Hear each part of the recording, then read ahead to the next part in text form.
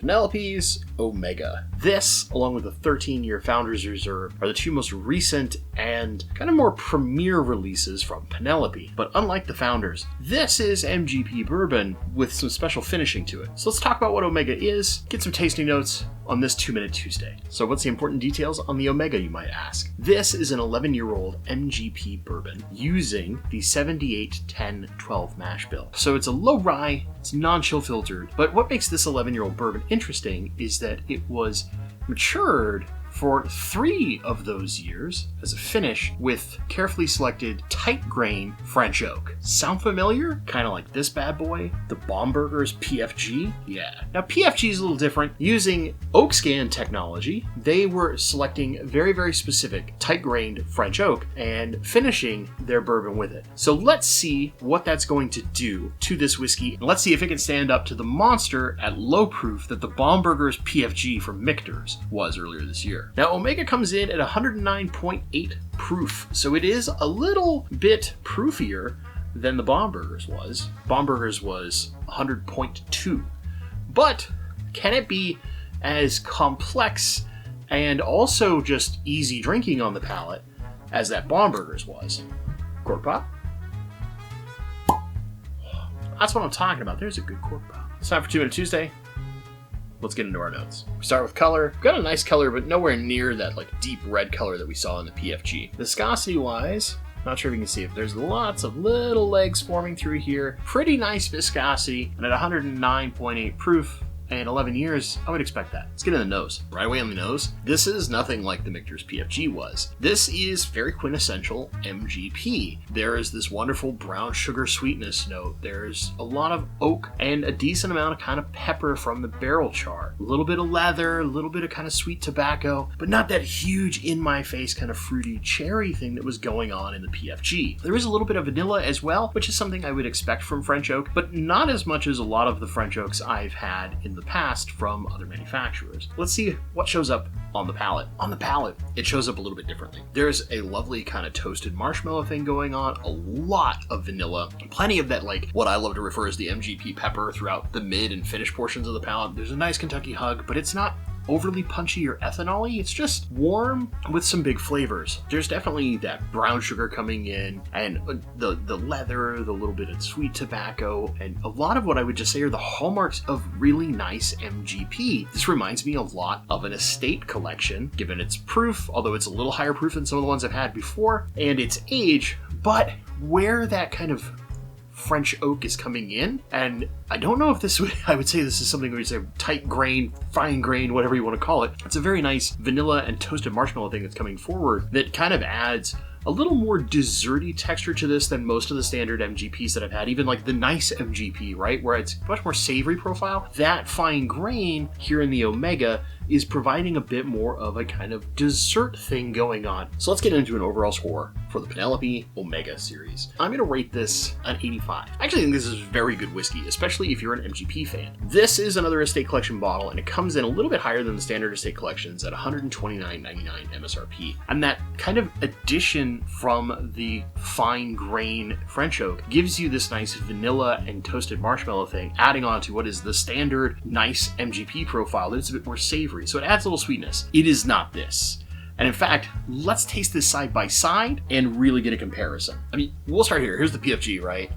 And you can see much more red hues in the color alone. So that tells you there's a difference when we compare it to like the Omega, which is a bit more standard bourbon color, but still has very nice color.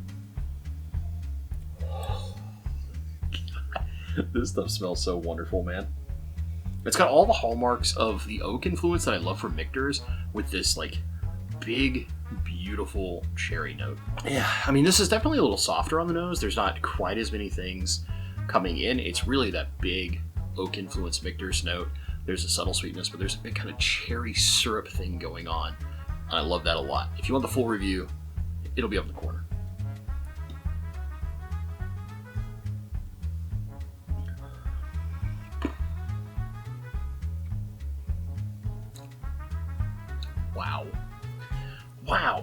Wow.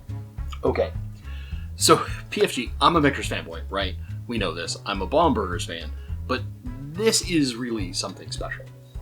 And Omega is good. It is very, very good MGP. It has a very different oak influence.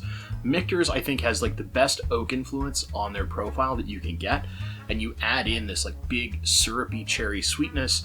The sugars that are in there are deep and rich. It's very, very desserty. Oh, yeah. I mean, there's a reason why, you know, when we see these on secondary, they're closing in on $450 and $500 a bottle.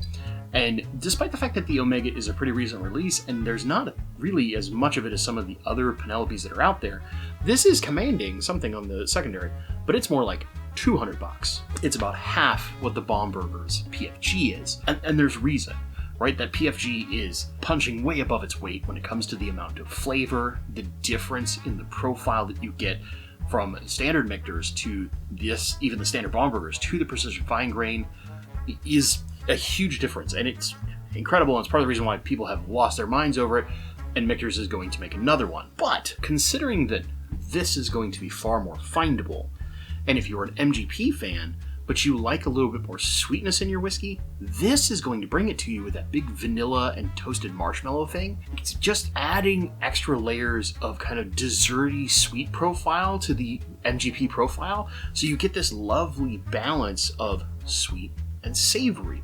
You get a little bit of that barrel spice pepper with a little bit of that vanilla.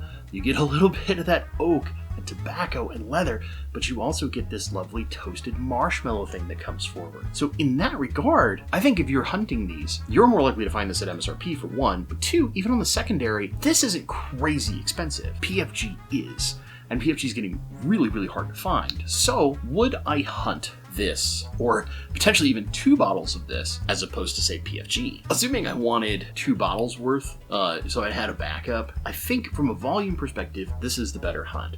But if you wanted the overall way better whiskey, I would say either A, find yourself the Founder's Reserve that we did last week, there's a link to that video, or if you're willing to shell out the kind of money on secondary that would cost to get you a PFG, you might consider a PFG, especially if you enjoy lower proof, aka that sub, basically 105 proof, right? If you want a little bit more proof, a little more umph, you want to get closer to that, say that magical 107 number,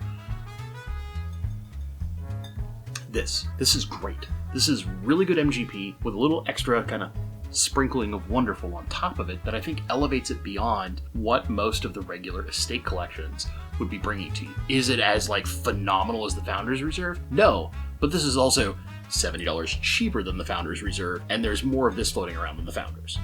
So that's it. That's my 2-Minute Tuesday. I really hope you've enjoyed this video. I want to know in the comments down below, have you had an opportunity to try Penelope Omega? What about French oaked bourbon in general? What are your thoughts on it? Let me know in the comments down below. If you've enjoyed this video, please consider giving it a like, and if you're not subscribed, consider subscribing. When we hit 1,000 subscribers, I'm going to give away a bottle of E.H. Taylor Single Barrel, and a few other things that I'll announce as we get closer to that. But if you enjoy content like this, especially if you enjoy seeing it completely unsponsored, I'm not bashing trying to sell a mattress or whatever to you, like, comment, subscribe. It's free. It's literally the best way to tell old Papa YouTube, hey, I like what this person is doing, and I think others will too. It helps us grow. It helps us prevent having all those crazy sponsorships, all that usual nonsense. As always, my friends, thank you so much for watching, and stay awesome.